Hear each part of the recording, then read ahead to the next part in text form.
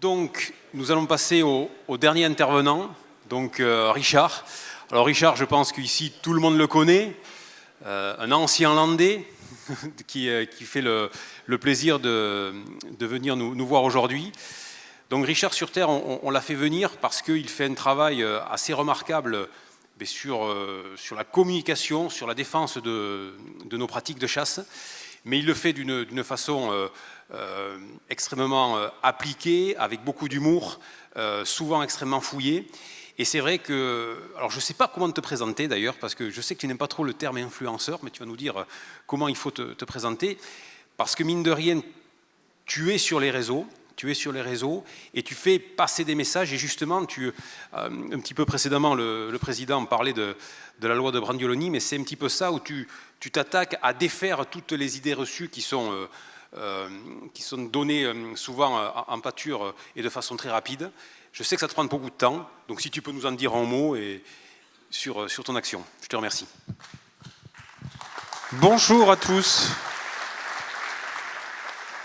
Donc je m'appelle Richard sur Terre. Je donne pas mon nom de famille parce que je suis menacé de mort à peu près 10 fois par semaine. Donc j'évite que ça se sache de trop. J'ai des enfants à l'école, tout ça.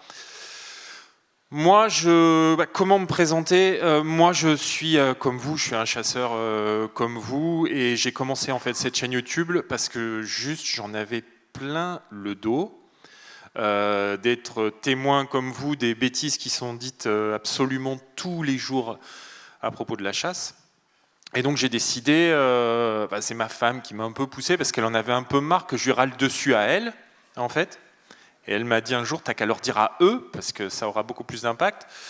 Ce que j'ai fait, j'ai supprimé mes premières vidéos parce que c'était une catastrophe, parce que bon, c'est pas non plus super facile de se retrouver comme ça devant une caméra, de l'allumer et puis de dire des trucs. Ça se fait pas comme ça.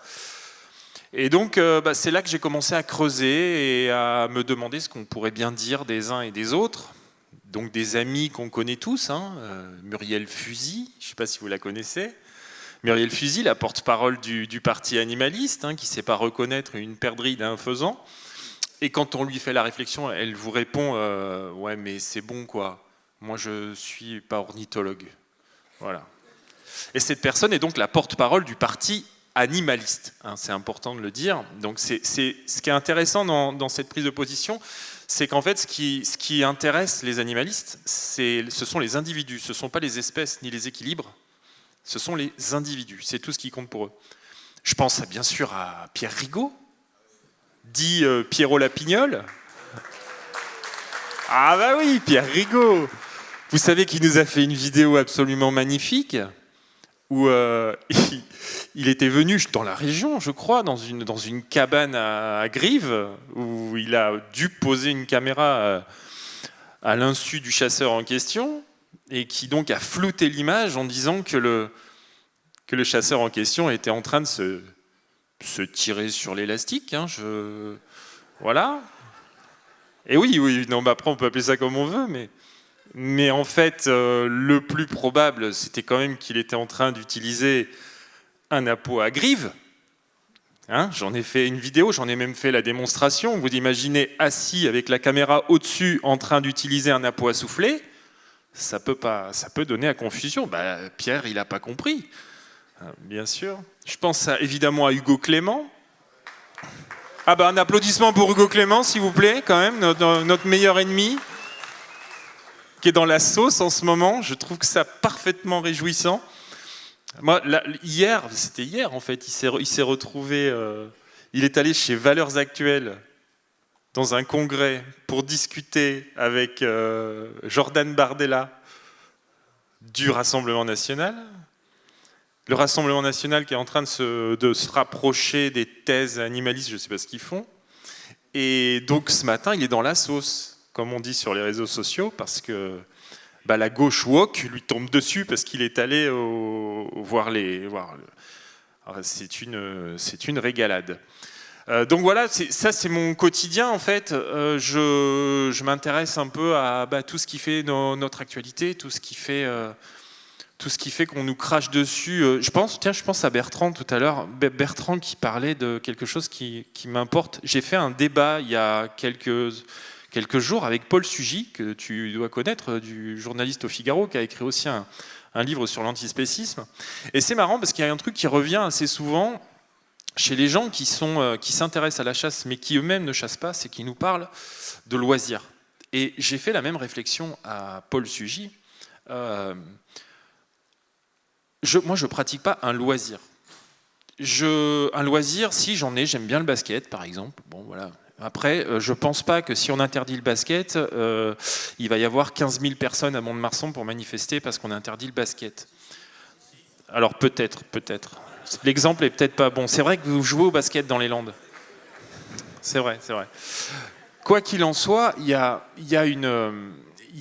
quelque chose de l'ordre de l'identité à propos de la chasse qui est souvent mis de côté par les gens qui parlent de chasse. Je crois qu'ici, tout le monde se ressent chasseur dans son identité aussi. Et c'est bien de le rappeler, ça, qu'on n'est pas juste des gens qui font de la chasse, comme ils disent des fois. On ne fait pas de la chasse, on est des chasseurs et ça fait partie de ce qu'on est, quoi. Et donc voilà, je pense aussi à nos amis politiques, notamment d'Europe Écologie Les Verts. J'ai fait une vidéo hier, qui est sortie hier d'ailleurs, avec un élu de Tours qui nous a annoncé des chiffres en Camargue qui sont pour le moins surprenants. C'est-à-dire que pour lui, on tire 2 millions de cartouches à l'hectare et par an en Camargue.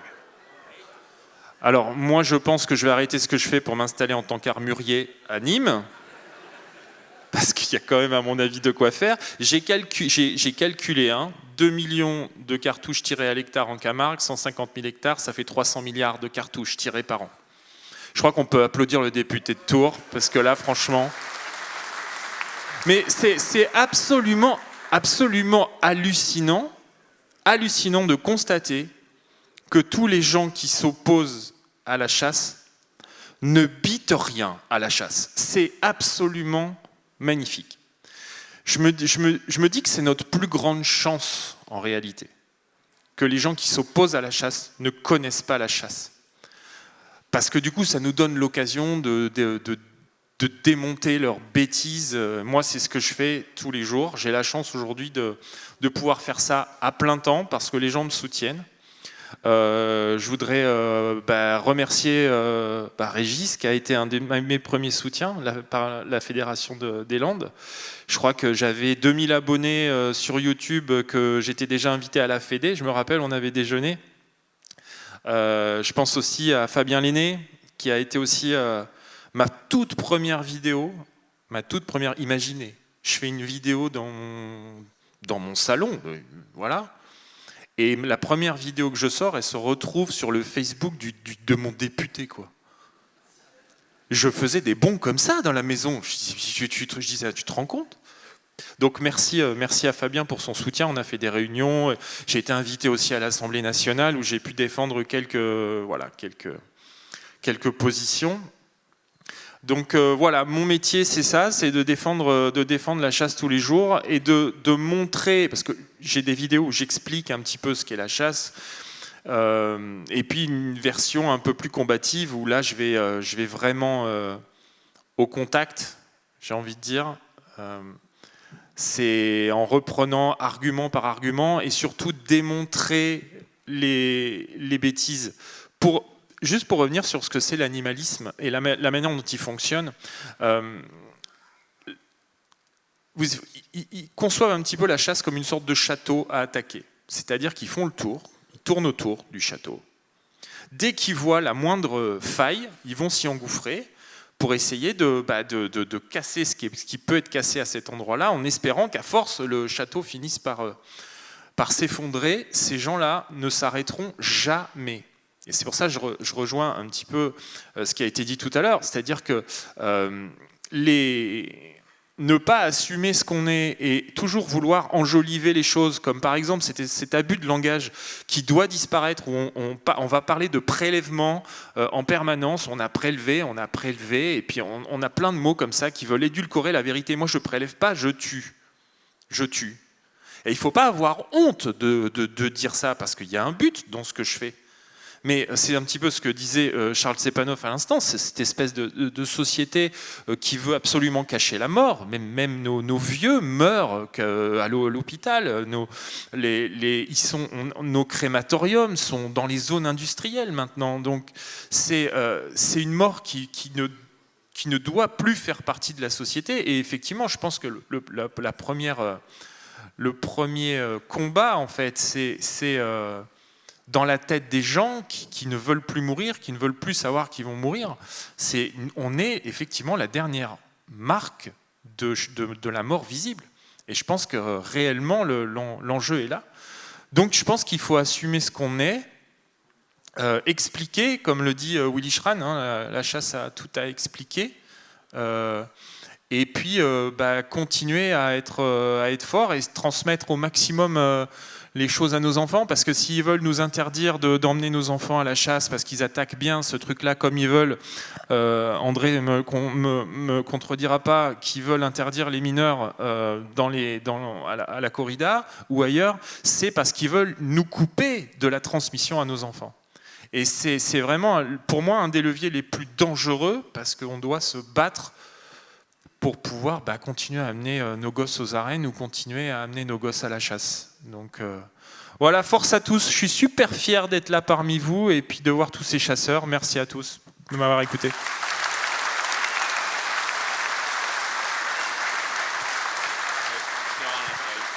Merci Richard. Bon, mais...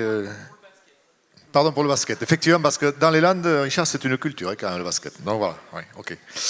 Donc je tiens vraiment à saluer et remercier nos 4 intervenants, mais qui nous ouvrent les portes que nous n'avons pas l'habitude d'emprunter et qui doivent nous aider à nous positionner, bien sûr, dans nos activités de demain.